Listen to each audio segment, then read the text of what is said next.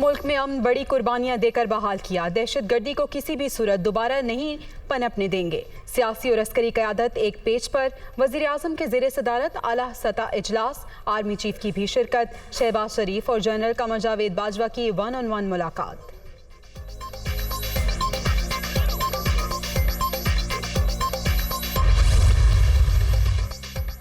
आम इंतखाबात अपने वक्त पर ही होंगे। मरीम नवाज और हमजा शहबाज की बरियत पर सवालात बेबुनियाद।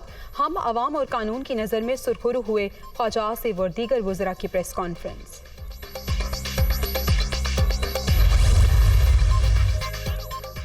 और कराची के इलाके औरंगी टाउन में घर लूटने की कोशिश। पुलिस मौके पर पहुंच गई।